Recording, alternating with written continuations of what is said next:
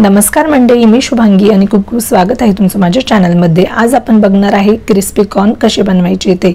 यासाठी मी इथे कणिस व्यवस्थित सोलून घेतलं, त्यानंतर एका पातेल्यामध्ये पाणी गरम करून त्यामध्ये आपण निवडलेले कॉर्न घालायचे आहेत आणि हे कॉर्न आपल्याला 8 ते 10 मिनिटांसाठी कमी गॅसवर छान असे शिजू द्यायचे आहेत। शिजल्यानंतर आपण एका चाळणीमध्ये अशा पद्धतीने हे टाकून यातलं पाणी जे आहे ते काढून घेणार आहोत। नंतर आपण हे उकडलेले कॉर्न एका पातेल्यामध्ये काढून घेतले आहे।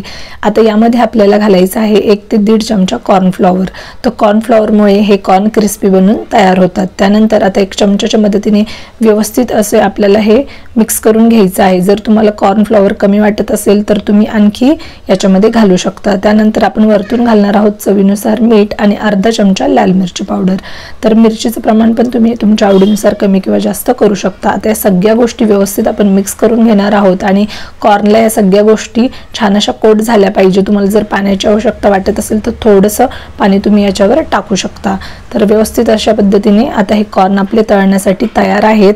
तर आता एका कढईमध्ये इथे छान मी तेल गरम करून घेतलं आहे आणि तेल गरम झाल्यानंतर तुम्ही इथे बघू शकता की एका चमच्याच्या मदतीने मी हे कॉर्न टाकलेले आहे आणि लगेचच याच्यावर एक झाकण ठेवलेलं आहे। हे याच्यासाठी की कॉर्न हे तेलामध्ये फुटू शकतात आणि ते आपल्या अंगावर उडू शकतात, त्यामुळे अशा पद्धतीने एक झाकण ठेवूनच आपल्याला हे छान गोल्डन ब्राउन किंवा क्रिस्पी होईपर्यंत तळून घ्यायचे आहेत।